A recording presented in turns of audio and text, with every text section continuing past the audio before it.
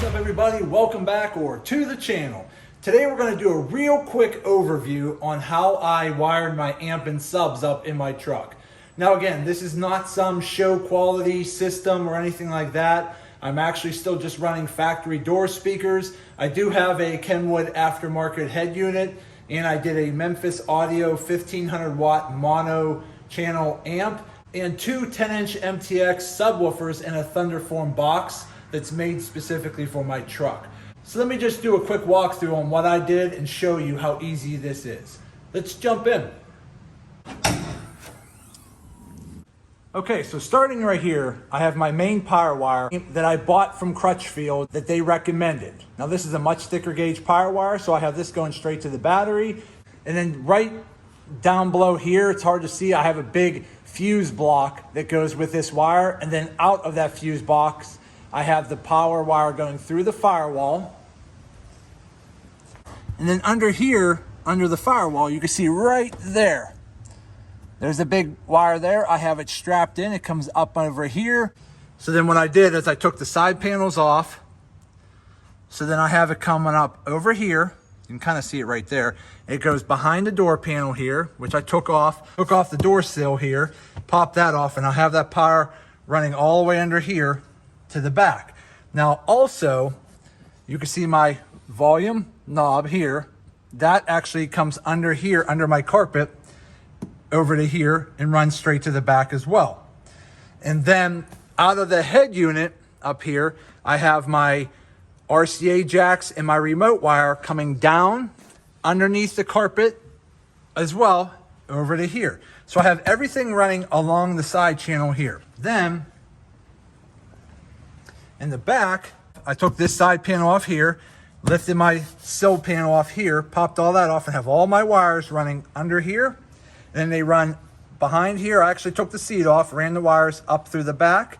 And then here is my 10-inch subwoofers here. Now this is a Thunderform box, so this actually is specifically made to fit the back of my truck underneath the seat in this little compartment area here, okay? So these are 10-inch subs. I did add some universal mesh grills over top. You can see my amp right here. My Memphis Audio 1500 watt amplifier right here. This is a mono channel, so it just has one channel coming out. Now, when I bought this Thunderform box, the subs were already mounted and wired to the terminal here. So I didn't have to do anything. It was a simple plug and play. The subs were ready to go. The box was ready to go. I just literally sat it in here and there's two mounting holes over here. Put two bolts in to hold it in place and you're good to go. So that was that. So the subs and box were super easy, super convenient. All I had to do was mount on this universal mesh grill so nothing hit the subwoofer. So that was that. Then, if you see here, get up here and show you. Running from the back. Sorry, it's another rainy day out, so I'm trying to do this in my garage, which is very dark. So you can kind of sort of see right here, I have the power wire, all my wires are running up under here, behind over here to the amp. Now I grounded my amp right here. So this bracket here, this big metal bolt goes right to the frame. All I did was loosen the bolt, take this bracket off, and I ran my very thick gauge ground wire from the amp behind this cover here and mounted it right there. So it's bolted right there out of the way. Now I was gonna try to mount my amp on this back wall, but I really couldn't find an easy way to mount it without putting screws all the way through the actual cab of the truck. And I didn't want to have any kind of water coming through those holes and messing with the amp or anything like that. So I actually just mounted it right to the floor down there. And as you can see, these are my speaker wires that come out. Okay, so that's the speaker wires right here, wire loomed up to plugged in. So it's actually that simple. Now, if you're wondering how I can pull my seat up and down, I do have a YouTube video on how I modded that. Basically, you have to take the whole seat out, cut your brackets. But if you want to see that video, go ahead and check it out. But now I can actually move my seat up and down.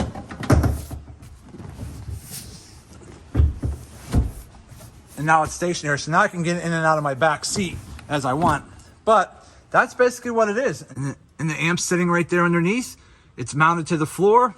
And I got everything hooked up. So it's a very simple plug and play operation. So again, let me walk through just one more time what I did.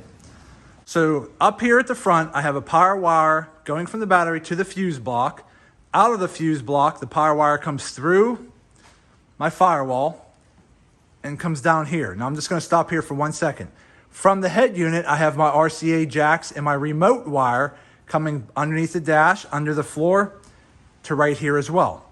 Then the remote from here, okay, that actually plugs into your amp, and I ran that reverse up along the side, under the carpet, over here, and I have it mounted right there for easy access.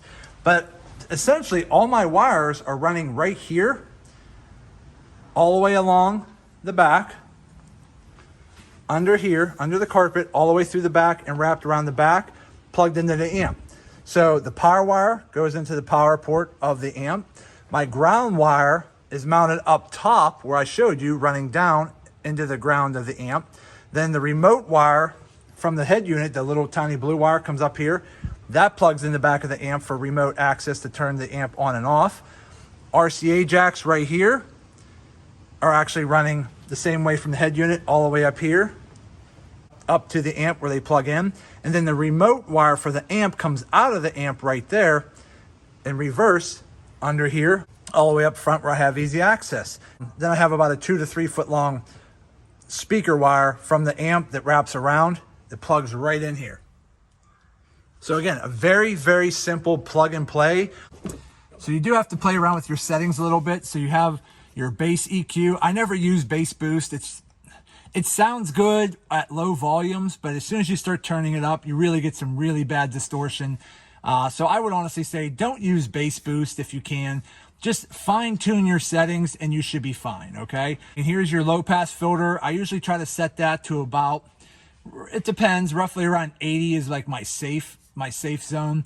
I don't get into fine tuning down to super fine details just because I don't have the equipment to check that, and I don't have the ears good enough to hear that. So I just pretty much guesstimate about 80 hertz here on the low pass filter knob here.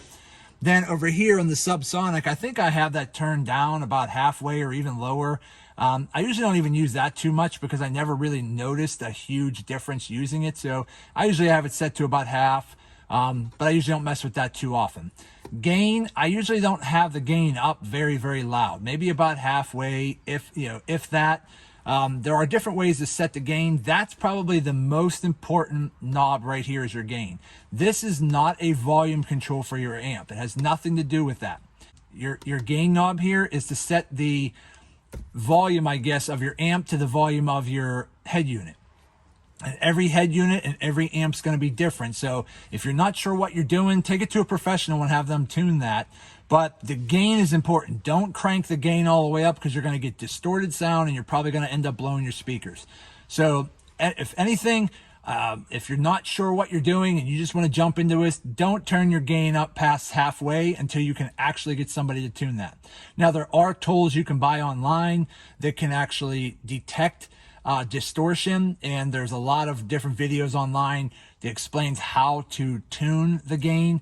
But some people do it by ear. You have to pretty much play around with the volume on your head unit, turn all your settings on the head unit off so that there's no bass boost, there's no treble boost, everything's just flat.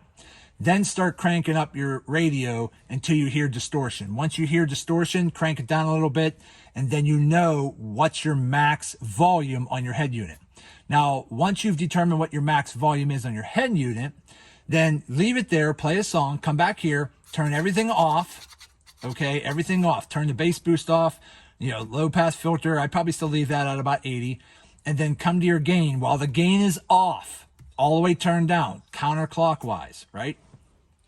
Play a song, and then gently twist the gain knob to the right clockwise, little bit at a time until you find a nice clean bass sound that does not sound distorted. Once you hit that distorted sound, then crank it down just a little bit. Now, again, I don't have the ears to really, really fine tune that. and I don't have the equipment on me to detect distortion. So I pretty much play around with it the best I can. And again, you're going to have to kind of fine tune it yourself because everybody's hearing is a little bit different. But that's it. So again, this is pretty much what I have going on. It's a very basic system. It gives me just enough punch in my bass so that when I'm listening to music, it sounds really good inside the cab. Now again, this is not going to be the type of system that's going to give you bass that's so deep and so loud that it's going to vibrate your neighbor's windows. That's not what I was going for. And you're not going to get that type of sound on just two basic 10-inch woofers and a basic amp.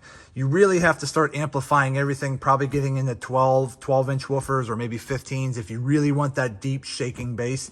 But when you're dealing with a crew cab truck like this, you're very limited on where you can put speakers. Now, I can always put speakers in the bed.